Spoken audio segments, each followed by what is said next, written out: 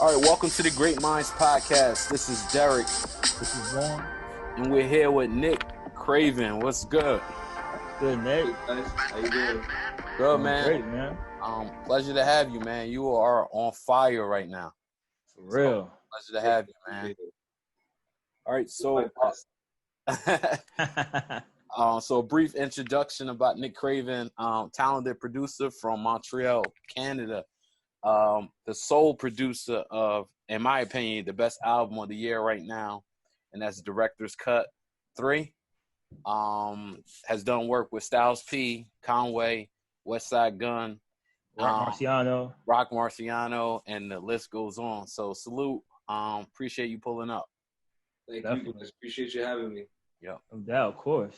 So, like I said, you've been in the scene for a while, but I feel like, with this album and, the whole series of the Director's Cut, it feels like you are getting a little bit more your just due, at least from what I'm seeing.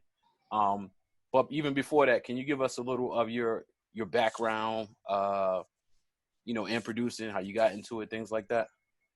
I started producing probably when I was like 13.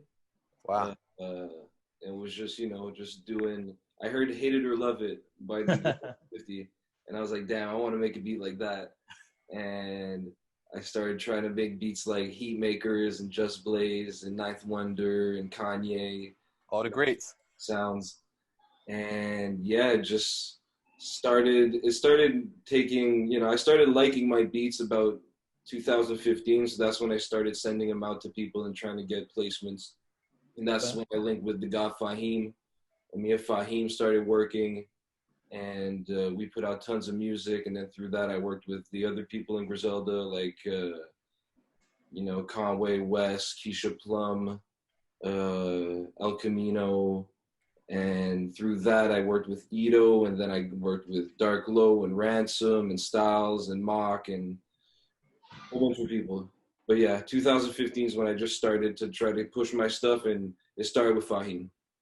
No doubt.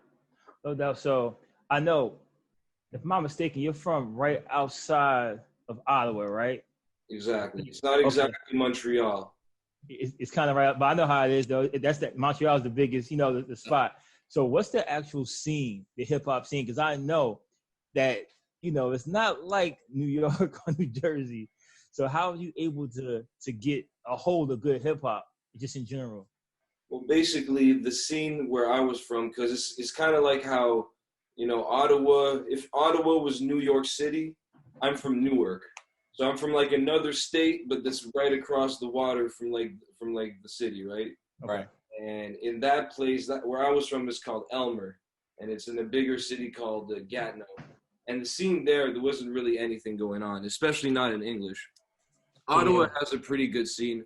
Like Ransom used to work with this dude Bills in Ottawa. They used to do some work. He had some tracks with like Max B too. And Ottawa had a nice scene. I never really got to tap into that because I moved out to Montreal when I was like 18. Okay. So I was out here and I just connected with a few people out here. And with them, we started clicking into like the underground scene in New York. And that's basically how I got like put on to what was going on and started working with the American guys. Okay. Nobody in Gatineau would have put me onto this stuff, I don't think. Okay. No doubt. All right, so I want to get into your sound, right? So I say this all the time on the podcast. I grew up listening to oldies. I'm a sucker for a soul sample. I'll listen to a soul beat will get me to listen to anybody. I mean, whether they trash after that, it definitely will get me to the table though. Now, what I think is different with your sound is like, you got some people with the soul sample and it's like, oh, I'm feeling good. I love my girl. I feel like your sound, especially with the Director's Cut, is like, I lost my girl. I got no money. My dog is sick. It's like the blues. It's like the blues. Where do you get that sound from? Like, what's your inspiration for that type of sound? Basically, before, like I told you, I started doing beats at 13. But before that, I've been playing like piano and guitar since I'm like 6 and 9, like since I'm a kid. And my dad put me on to like Hendrix and Muddy Waters and there it is. All that type of sound. So Hendrix is like my number one favorite musician. So when I get into soul music, it's always the older, you know, like Bobby Blue Bland type of stuff that's like really like, or like the any Willie Mitchell type production or Al Green and stuff like that. And like I said, I heard Hate It or Love It, which has a really soulful sample in it. Yep. And digging deeper, when I really fell into hip hop, fell in love with hip hop, is when I started hearing like Ghostface. Basically, what I'm trying to do with these beats is just do that genre, the genre of like the Ghostface soul song with the crazy, just like traumatizing lyrics on it. Word up. Well, just real quick, I tweeted you on Twitter about the Shining beat, right? So another one of my hobbies is finding out where a sample's from. Like I do it all the time, right? So just know I found it. Good. It's not that obscure. It's a big group, and it's one of my favorite soul groups. So I'm happy. It's a great song.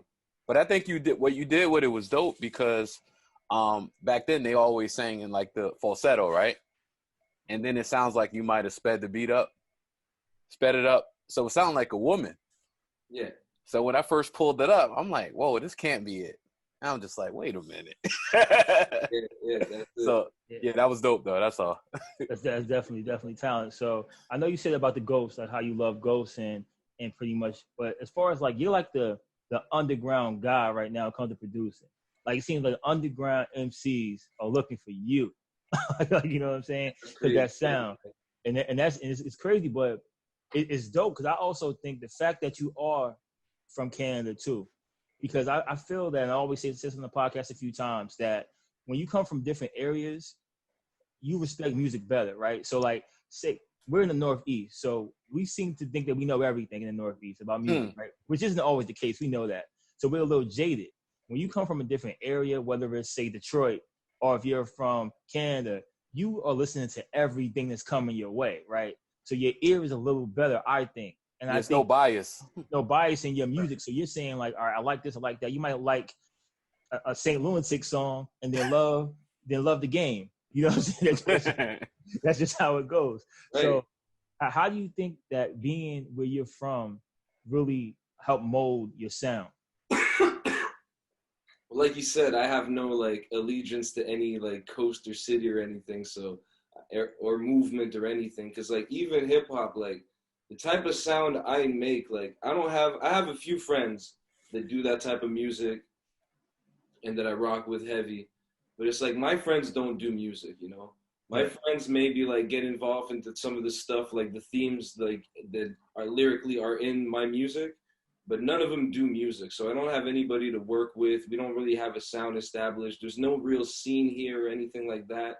So I can really like, I just always thought that to make good hip hop, I had to be able to know what's good in every era, every scene, every city.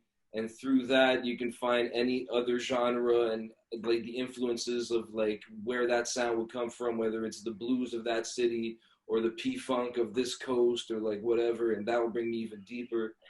And even as a kid, like I was listening to Jimi Hendrix and I was listening to like French music and I was listening to hip hop and, you know, like it was just, I've always loved every kind of music. Like if it sounds good, I'm just going to embrace it. So like Project Pat's one of my favorite rappers, you know? Wow, that's interesting. Yeah, that's dope. That's dope. I was going to also add real quick there, as far as like, what I've noticed too from your projects, the artwork is phenomenal on pretty much every one of your projects. I mean, back to the Ito album, like back then, are you involved with the artwork? I got a feeling that you might be involved with that artwork. Well, yeah, all my, like, the vinyl for the Ito album wasn't me, but the black and white cover with the two pictures, that was me that did that on Photoshop. Okay. My Craven M projects, I get Itzen to Zurashi to take the picture, and then like I'm the one that thought of the concept and put that together. All my instrumental tapes are my artwork. Yep. Ransom, though, all those projects, that's like all the artwork you see on Spotify or on Tidal, that's his artwork that he thought of. Right. That he like asked people or got. The vinyl artwork we got, like Air Vinyls got Sep to do the vinyl exclusive cover, and then Sean Wizard got Sep to do it too. So then Rand decided to make Sep do the official cover for the third one. But all my little projects, that's all me doing the artwork for them. Definitely. We're going to get into the Director's Cut series, but we want to find out more about you first before we get into that. Because we're going to get into that for real. So, in general, what's your process when you want to work with an artist? Like, how do you go about, like, you see a dope artist and you want to work with them? How do you go about, I guess, attacking that? Well, it depends. If I have no connection with the artist, like, I'm just going to ask what his price is. And I'm just going to pay for whatever he wants to be on a song. And usually, if I do that and we end up doing something good and the artist likes it, we'll create a relationship off of that, and we might start doing music and stuff like that, and might start doing projects. But usually that's the best way to just get into with somebody that I don't really know anything about. Yeah. But then somebody like Dark Low heard my stuff after I put out the album with Ito, and Low just hit me up and was just like, yo, we got to work. So I sent him and Poe some beats. Shout out to Poe, Free Dark Low. And we started just like working like that. So it depends really, but that's usually, it's either or. Okay. Gotcha. Yeah. No doubt. And I think the fact that, that we're in this social media age, I think is really key. It's key for us, for what we've been doing with our pod. It's also key, I believe, in music too. So now, like, you don't have to be, it's good to be in the studio, of course, to get that great feel, but you can reach out and touch people everywhere without leaving your home. So, you know what I'm saying? You can sit there and make a fire 40 clip and say, yo, I got you in mind. Here's the email, and get it right to him. And him or her can go, okay, let's rock. So it's a lot easier. Do you think that makes, do you lose the connection because you're not in the studio? Or do you think it's the same? Because you probably get on the phone and talk about it, but do you really want to be there? Or do you not mind sending the music out? Well, it depends, because sometimes you can get in the studio and not connect with somebody, and it just like, have a bad relation with somebody or a bad situation or a bad day, and that'll just hurt the whole situation. Yeah. And then you can have a situation with the email that like, you're really a fan of the artist and you study the artist and you guys like just like go through a whole bunch of beats together on the phone, or like you guys try to do a situation where you're really trying to like dig through and get the precise best choice for which beat to make the song on that'll really inspire the beat of the artist, and you'll get a song like Reaper's Hood or like everything we did on Director's Cut. Because like, I'll tell you the truth, me and Ran, after Director's Cut 1 and 2, we had never talked on the phone yet. I heard that. That was my next question. I saw someone say that on Twitter, and I was just like, it was yesterday, so I'm like, I'm gonna save that for a question. My mind was blown hearing that. Yeah, it was all through text. Wow, that's insane. Wow, yeah, it's crazy. So it works, it works sometimes if you're really invested. Yeah, or you really get that connection. I think it's personalities too. I think a lot of times you can tell, and I know we've been able to see this too about people that we have connected with.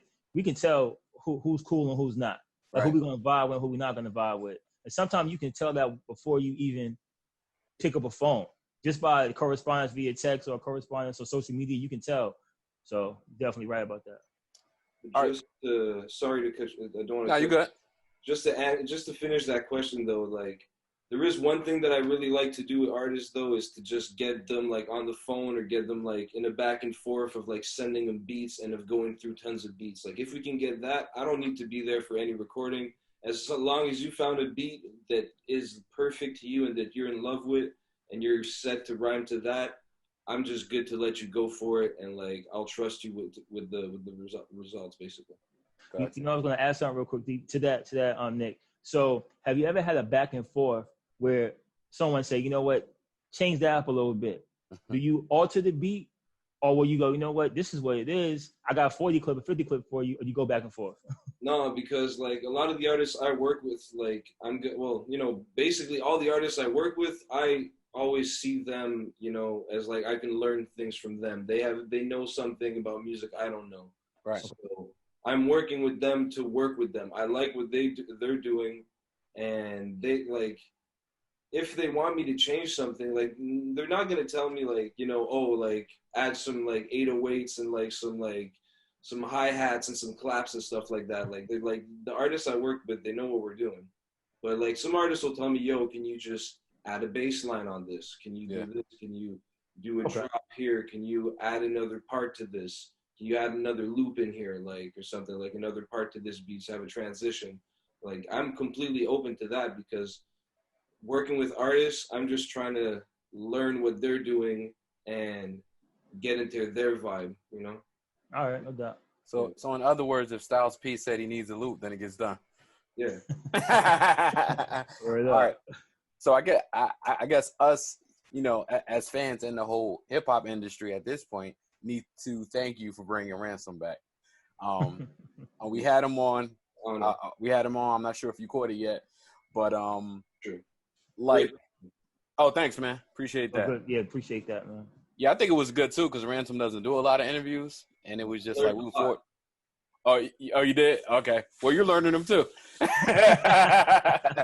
Why'd you decide to bring Ransom back in particular after his, I guess, like a semi-retirement? Yeah. It wasn't a choice. It was basically like Ran hit me after I put out the album with Ito. Same way basically the Dark Low hit me. Mm-hmm. Ran was trying to get some beats.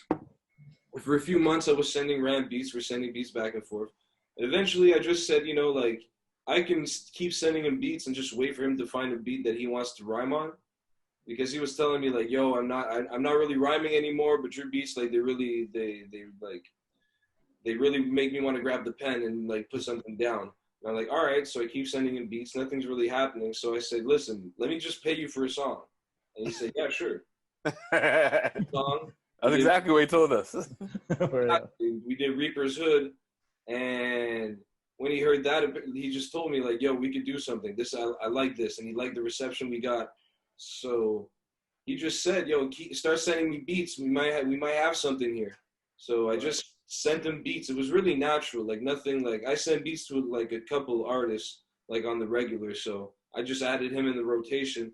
And eventually he became like the guy I was sending the most beats to. Like I probably ran after everything is said and done, like 3,000 beats. Wow. Yeah. See, the way we look at it too, we look at you guys basically, like I love concept albums anyway. And I definitely love a producer, rapper, like 10 tracks just with those guys. The vibe. It's a different kind of vibe to me. It seems more concise like that, right? So when we look at you guys as like Snoop and Dre, you know, honestly. Because even with Snoop and Dre, we love them, but they haven't done a whole albums together, you know, like 2 or 3 albums. No, they have a, you know, well, we know Chronic, how the Chronic was, you know, Snoop was involved in all of that, but what you guys are doing is very special. Definitely. You guys, what you're doing is special, man. Oh, well, thank you, man. When you are, you know what, the craziest thing is with Ran, and you did the Hellraiser beat too, right? Yeah. I was telling Ram when we had him on, this is prior to us hearing part 3, I said Hellraiser might be my favorite song, right? Of the year. That was my thoughts. And then I heard this album, and I'm not like JD's Revenge. That's ridiculous. I'll tell you what happened with that song. I started streaming the album right at midnight, right? You guys were on live. I got off of the live. Ran told everybody to get off the live and go to the album. So I go on there, right? I listen to the intro. Intro's dope. Number 2, Blackula, I believe. And then I played JD's Revenge like 10 times straight. And before you know it, it was 1 a.m. I couldn't even finish the album. So I woke up and I finished the rest, all dope. And then like The Shining came on.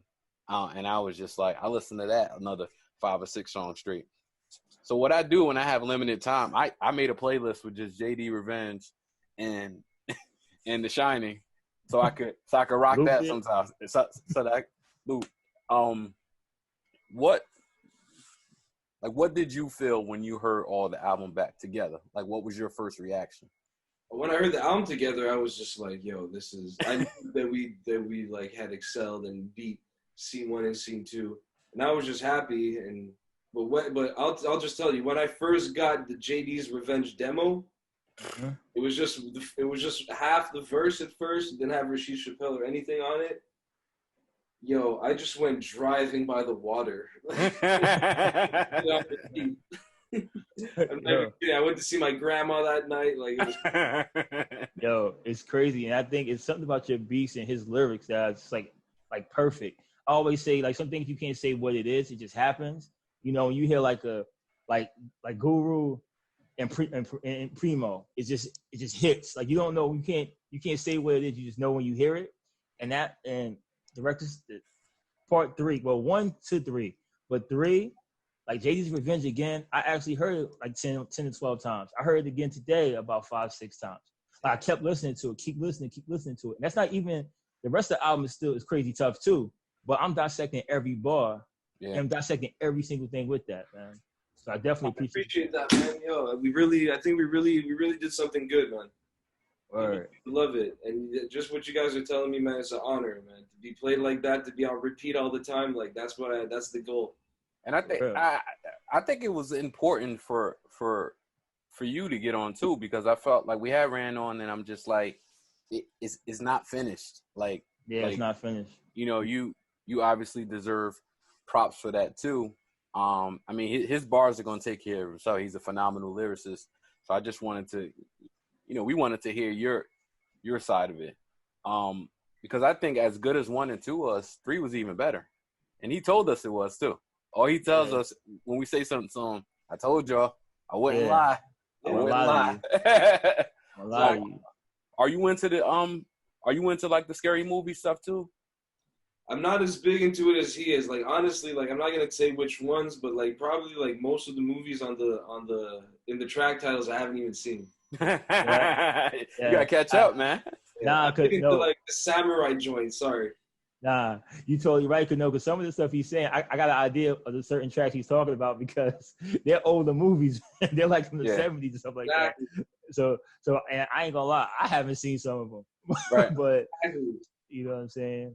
All good. Because for Hellraiser, the part when the girl was like screaming out, that was from the movie Hellraiser, correct? Yeah. Well, I'm pretty sure. Like, I guess that's Pinhead talking. Exactly. That's Pinhead talking. Exactly. That's crazy.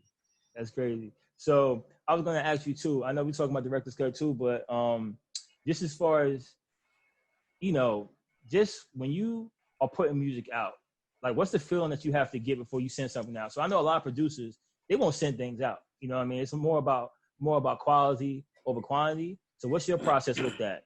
Are you just knocking the beats out how you feel that day? You gonna put them out, or you kind of hold on to them?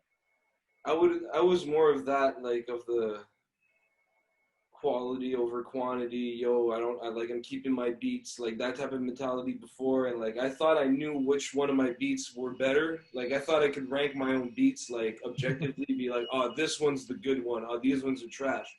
And like honestly, man, like through just sending beats to people and placing tracks and like having people come over and just go through beats on shuffle and just choosing beats for packs, I find out that most of the beats that I think are good, people don't even like them. And then some beats that I think are trash, people love them. Yeah, like, I don't know if you guys are gonna say it, but like a lot of beats that you guys love that I made, it's like when I'm making it, it's like, 'cause I make my beats for a rapper. Like I make it for a rapper to rap on it. They're not really beats made to listen to instrumental. Okay. It's always supposed to have a rapper on it. So sometimes I'll hear my beats back and I'll just be like, yeah, and then a rapper will hear it and he'll be like, yo, and he'll do something with it and he'll pull something out of it that I never thought like was there. And then I'll be like, oh shit, this is one of my best beats. Yeah, and that's the crazy thing. That's a good note and a good that every producer or every artist, I don't care if you're a poet, rapper, producer, whatever, to understand that don't put your work out there. Let it get critiqued. Because a lot of people hold on to their work and it never comes out and you never hear it. So like you were saying, it's all subjective. So you might not like a beat, but I could love the beat. Right. And like I want that one. So, I think that's a good process that everyone should kind of incorporate, Yeah. Like, the beat, I would have never sent that out if I wasn't sending Rand 1,000 beats. Well, say it again. the Blackula beat. Okay. Okay. Like, I didn't even think like that was like a potential like crazy track in there. I Right. didn't think so. I just sent that because I was just like, yo, what can I send him? I've sent him everything. So it just Yeah, he said he was definitely picky with his beats. yeah, Real. but like Okay, I man. love it. That's the way that we're doing these projects, so it was working. So in general, what's the sampling process like? Like when you sample a song, how's the clearance work? Okay, fair enough. All right, moving along. So what's next? What's next with Listen, I'll just say this. When I make like, 50K on a song, or when I'll make like 100K on a song, everything is going to be paid for. That's for sure. But as long as like the bread we make on a song doesn't cover like anything, you can't really do anything. So No doubt. That's fair enough. So you just gotta dig deep. Are you pushing Rand for part 4? I hope so. Listen, I'm gonna be putting out something real quick. That's for sure. Rand will be on it, and for scene 4, like it's all on Rand. Yeah, it's all on Rand. But we're definitely coming back with something. That's guaranteed, 100%. All right, that's good enough for me. Talking about it today, like whatever it is, though, like it's that's on him to announce and him to call out.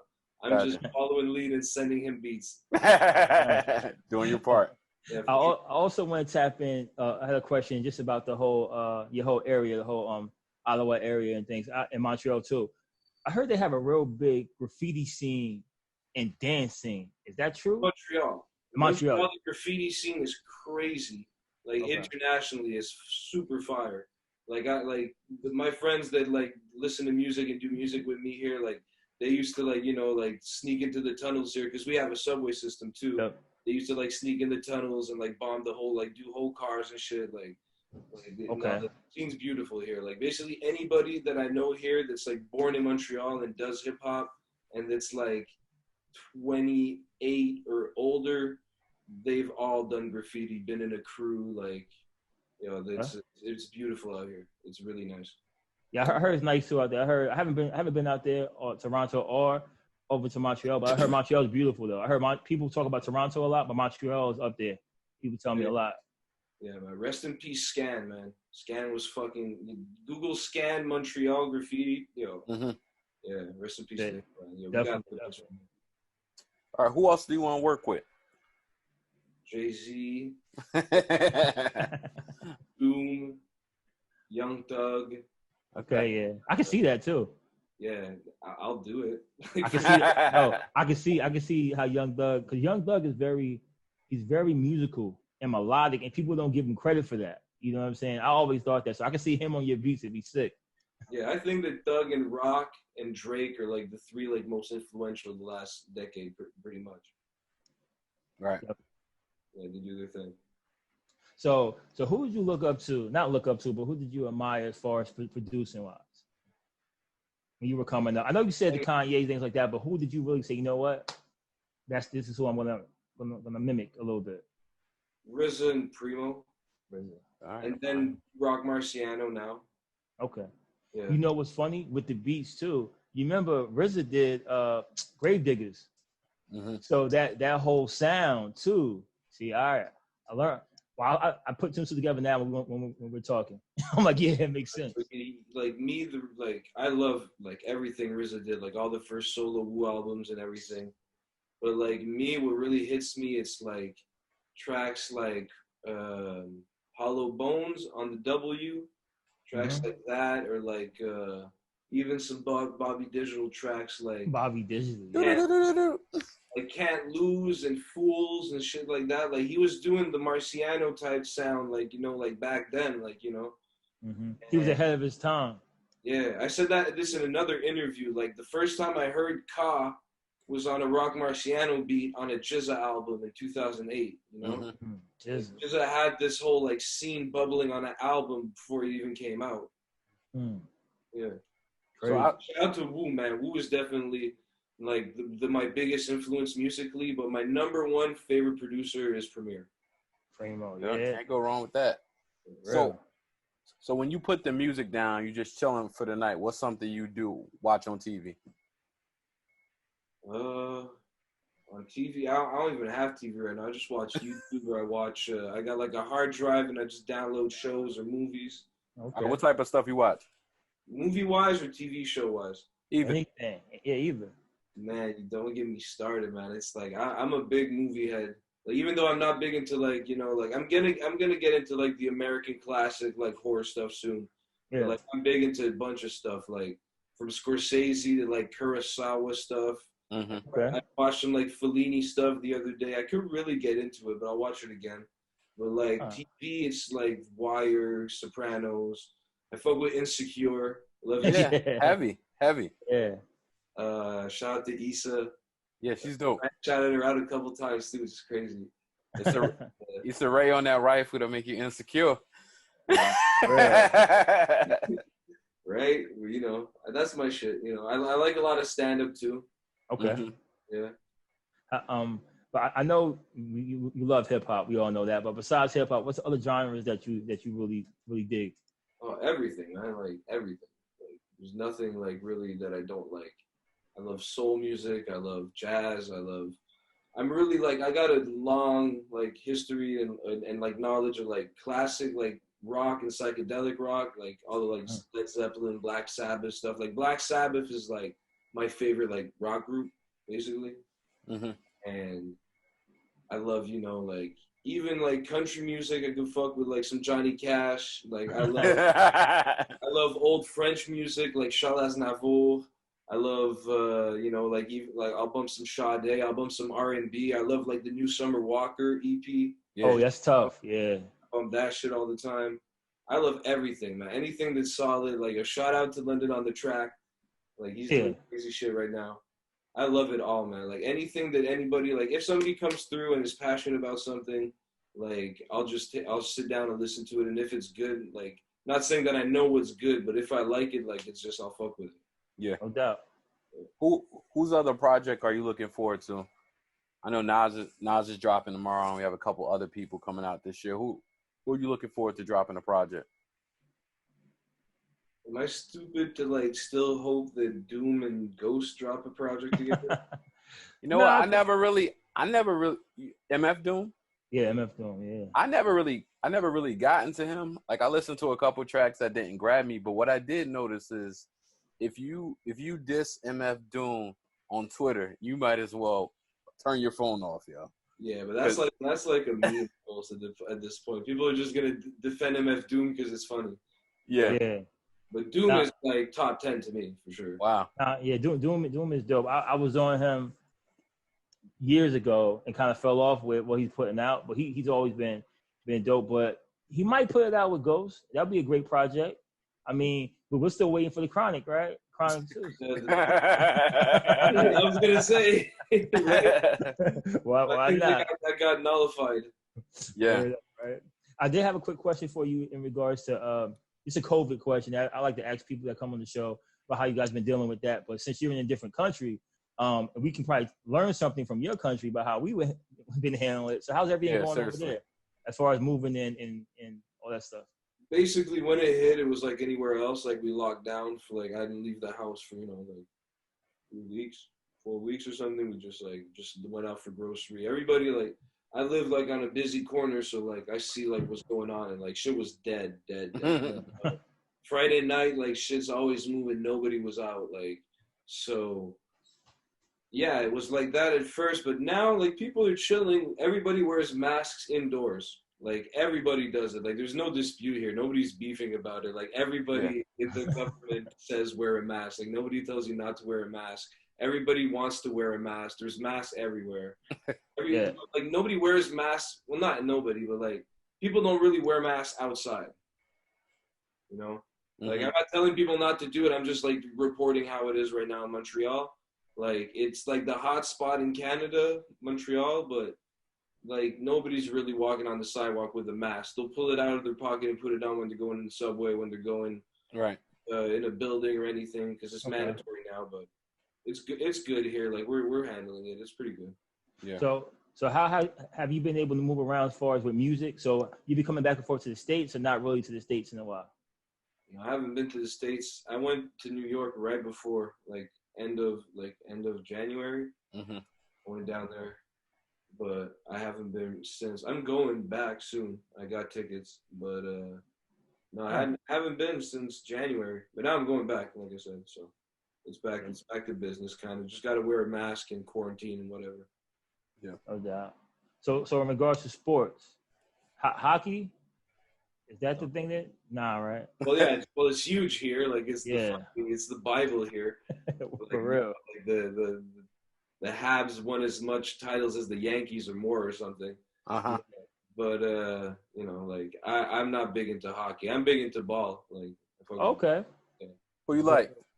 Well, Raptors. Come on. yeah. Listen, we didn't know it. That's what I'm saying. Now the Toronto people understand about the Raptors. They got the whole Canada, like the whole country rapping. The whole country on their back. So how was that? How was that experience? That was dope. That was very dope. Like it's a big plus for just basketball culture here because I played basketball all my childhood.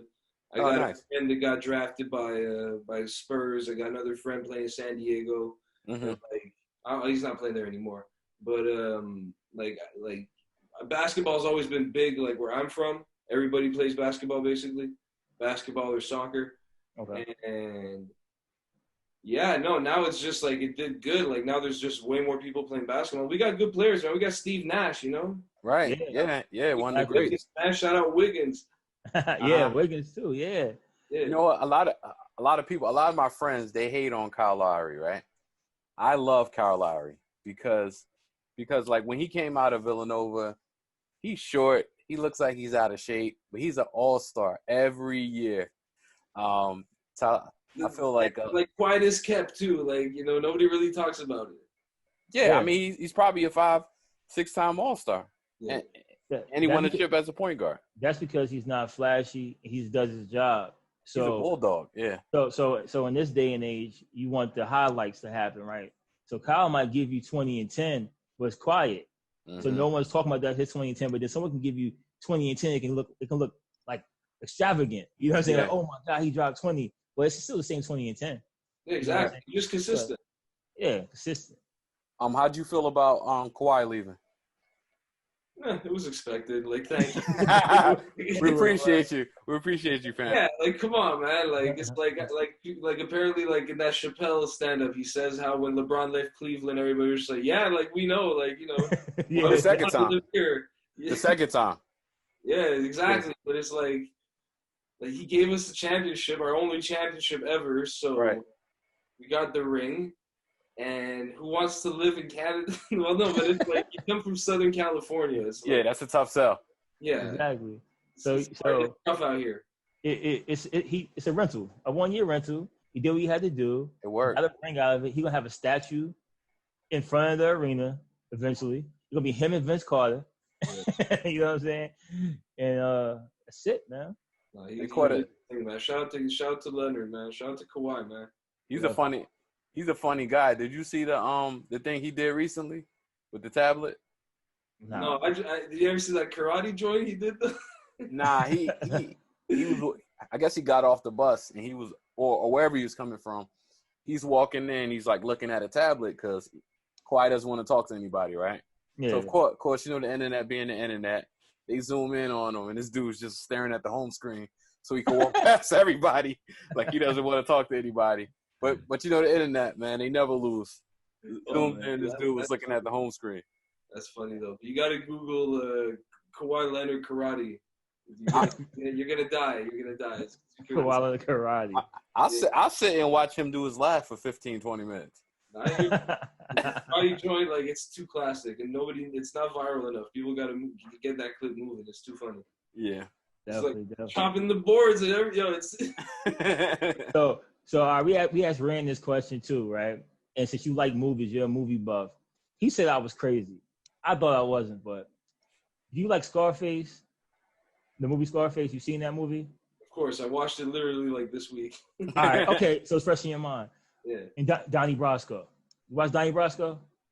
Listen, I have never seen Donnie Brasco. I'll tell you right now, but I heard the argument you guys had. I'm willing, like probably Donnie Brasco is a better movie, like you said, like, but at the end of the day, Scarface is Scarface. Yeah. Like, you wouldn't have Paid in Full if you didn't have Scarface. That's a good point. You're right about that. I know. But yeah, I just can't watch that movie. I watch it and like it's just too long.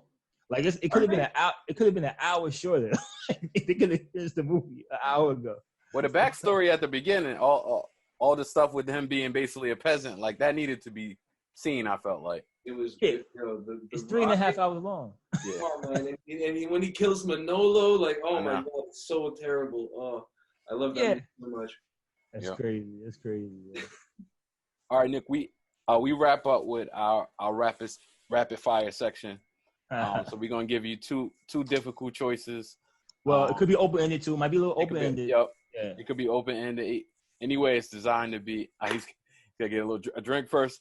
Either way, it's designed to be a little tough. All right. Better beat JD's Revenge or The Shining? I'm glad I ain't got to answer this one. JD's Revenge. All right. You know what my answer is whatever's on. Both. All right. But mine's open ended. Favorite hip hop album? Nomadic. Okay. What's your favorite 3-6 Mafia song? Body Parts 3. I think. Body Parts 3. Yeah. I gotta check that one out. Nah, because of the Lord Infamous part. Oh man, that verse is hard. But I don't think that's my. Maybe I don't think that's my favorite 3-6. That's just the first one that came to mind. That's one of my favorites. All right, cool. You know what's crazy about it, Nick? Though you don't watch that much horror movies, but you love rappers that love horror, like 3-6 Mafia, right? Oh, for sure. Go figure. All right, so who from the '90s would you love to produce if you can go back to that time? Like in the 90s when they were in the 90s, yep, when they were hot. Ghost 98 for sure. He got an exact year. Yeah. All right, that's when Supreme Clientele came out that year.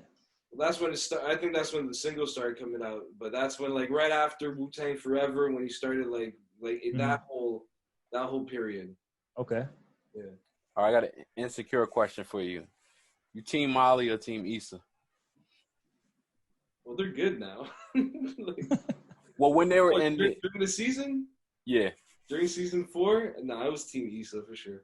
Molly's tripping. She was tripping. It's crazy. I thought that at first that Issa was tripping at first because I thought she was just like, still being a little immature about certain things and like she didn't want to grow.